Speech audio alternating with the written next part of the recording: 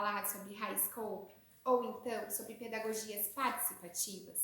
Bom, eu, como estudante de pedagogia, quero contar essa história para vocês, a história do currículo high scope.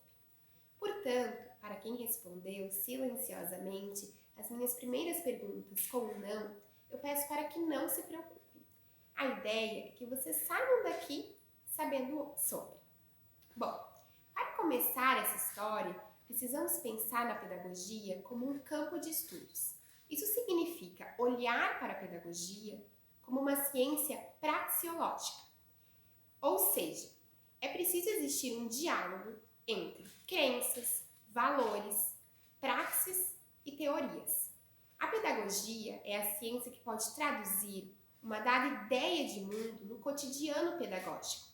Mais especificamente, não estamos falando de qualquer pedagogia, mas das pedagogias participativas, que acreditam no compartilhamento das jornadas de aprendizagem entre crianças e adultos. Essa introdução foi necessária, pois o High Scope é uma pedagogia participativa. Prometo daqui em diante falar sobre essa abordagem curricular especificamente. Vamos começar com o seu fundador, David Weichert. Ele foi um psicólogo americano que procurou desenvolver em Ypsilanti, Michigan, um programa de educação pré-escolar visando a preparação de crianças com necessidades educativas especiais para a entrada na escola. Ou seja, havia um público bem específico aqui. No início, esse currículo não foi pensado para todas as crianças e não foi elaborado nem para a creche, nem para o ensino fundamental, apenas para a pré-escola. Nessa época, o projeto recebeu o nome de Ypsilanti Perry Preschool Project. É possível notar, então, que em um primeiro momento, esse projeto voltou a sua preocupação para as questões de igualdade de oportunidades educacionais. Por essa razão, fez um movimento de rejeição à memorização e à repetição, que são muito presentes na abordagem tradicional, por exemplo. Não adiantaria pensar em uma mesma abordagem quando os olhares estavam focados em crianças que não estavam aprendendo através dela. Foi defendida, portanto, uma aprendizagem através da ação da criança, com o objetivo de prepará-la para a sua experiência escolar futura. Depois, a abordagem sofreu influências da divulgação emergente de Piaget e de sua crença na importância da atividade da criança como centro da ação educativa. Aos poucos, com a evolução dessa leitura de Piaget, fazendo uma melhor compreensão do seu trabalho, ocorreu uma mudança na visão da função do adulto e da atividade da criança. E aqui algo muito importante aconteceu. Notou-se a importância da organização do ambiente educacional para a aprendizagem e, por isso, a sua organização prévia. Ou seja, reconheceu-se que o espaço-ambiente é carregado de intencionalidade pedagógica. A abordagem, mais tarde, já com o seu nome atual, High Scope, alargou-se para as creches, para as escolas primárias, para crianças mais ou menos favorecidos, cursos bilíngues, entre outros. Depois dessa breve história do High Scope, vamos falar um pouco mais sobre a sua metodologia. Como é o dia a dia de uma rotina High Scope? Nós vamos receber agora o especialista Samuel Cipriani, que vai explicar um pouco disso. Bom, antes de mais nada, é importante lembrar que essa abordagem possui um enfoque educativo centrado no desenvolvimento da criança e da sua aprendizagem, unindo aspectos intelectuais, sociais e até emocionais. Então percebemos que o modelo considera a criança como um ser ativo, que aprende melhor com a atividade que ela mesma desenvolve. Já em termos de currículo, se constrói uma rotina consistente que objetiva a aprendizagem ativa da criança, permitindo a antecipação de tudo o que acontecerá, mas lembrando sempre que o controle das atividades é partilhada entre a criança e o adulto.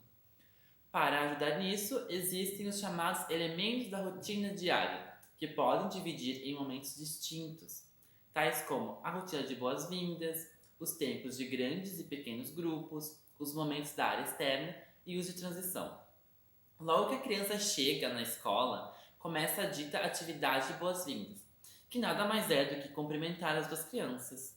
assim desencadeando uma dinâmica social de convívio que permite falar, mas também exige atenção para poderem ouvir uns aos outros.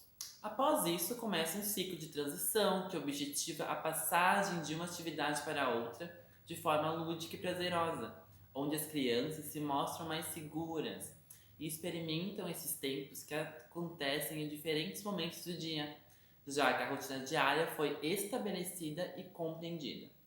Há também um tempo direcionado para a área externa, ou seja, que se realiza ao livre, onde os professores podem focalizar sua atenção nas crianças, compreendendo e apoiando suas iniciativas de forma mais diversificada e não tão diretiva. Isso possibilita aos educadores aprenderem melhor os interesses das crianças e suas respectivas capacidades, num contexto mais expansivo, ampliando suas ações para além da sala de referência. Além disso, há momentos mais objetivos e práticos, entretanto com finalidades diferentes, que são os tempos de grandes grupos e o tempo destinado a grupos menores.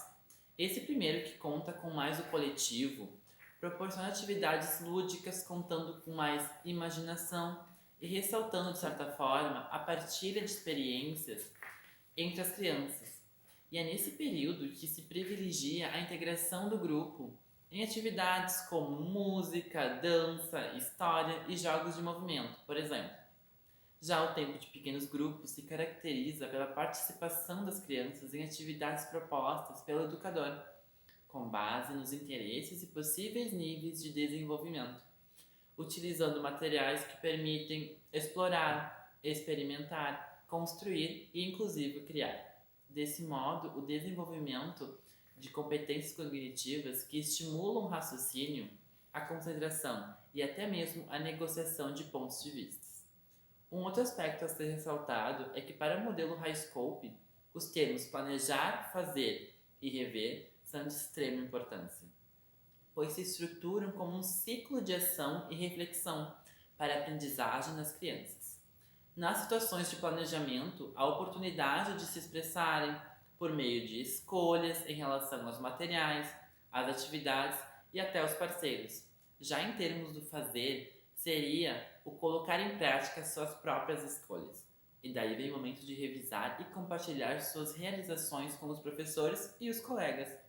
E é esse justamente nessa sequência onde se desenvolve na criança a perspectiva de tomar a iniciativa, o que é muito importante em termos de desenvolvimento individual, construindo autonomia, independência e também a responsabilidade.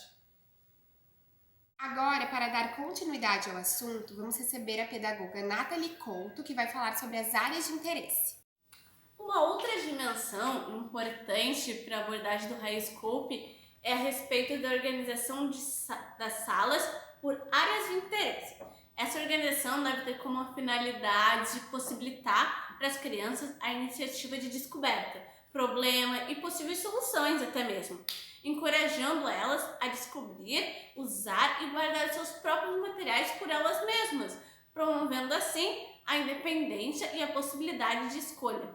Talvez nesse momento vocês estejam se perguntando, mas afinal, quais são essas áreas de interesses? Bem, elas são comumente divididas em 4 grandes espaços, com objetivos próprios e direcionados e nomeados de acordo com seu enredo e contexto. A primeira, então, chamada área de casa, que permite a vivência tanto de brincadeiras individuais como coletiva, transformando-se em espaços voltados para brincadeiras de faz de conta, imitando as atividades vivenciadas em suas próprias casas, tornando a ação uma boa forma de vivenciar situações semelhantes à realidade, o que é efetivo para as crianças, pois elas vão estar expressando seus desejos, usando diferentes linguagens para poder se comunicar os seus sentimentos e papéis que representam. Já na área de brócolis estão os materiais com os quais as crianças podem construir, juntar, separar, esvaziar, encher, brincar, de maneira geral. Então, esses espaços possibilitam às crianças construírem vários tipos de estruturas, com os materiais de construção, como garagem, parques, zoológicos, entre outros. Mas são nessas brincadeiras que as crianças começam a fazer testes de equilíbrio, de padronização, simetria e até combinações de brócolos, com figuras de pessoas, animais, veículos, que lhe permitem vivenciar a realidade do mundo, como elas percebem. Essa área permite também que as crianças trabalhem a resolução de problemas espaciais, topológicos e tantos outros conceitos que emergem dentro dessas brincadeiras. Materiais não estruturados ou na combinação entre brinquedos e esses materiais. Agora, na área de artes, possibilita trabalhos de originalidade e criatividade, além de encorajar as crianças a criarem e a explorarem melhor a arte e os espaços de misturarem, enrolarem, cortarem, dobrarem, furarem, marcarem, colarem, juntarem, separar materiais, transformarem, combinando cores, formas, entre outras muitas coisas. Envolvem os aspectos artísticos e criativos. E por último, a chamada área repousante, que é destinada para as crianças que optarem por um momento mais calmo, onde possam observar, lerem livros tranquilamente, ouvir contos e inventar as suas próprias histórias, brincando de teatro ou com alguns jogos possíveis dentro desse espaço.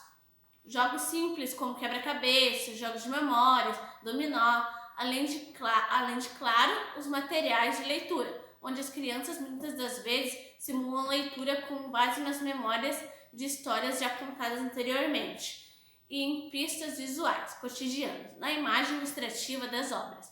Bem, agora concluindo, espero que a abordagem High Scope se torne mais visível e digna de pensares como um eficiente modelo pedagógico e de relacionamento com as crianças e suas inúmeras possibilidades. Obrigada! Obrigada, então, por assistirem ao programa.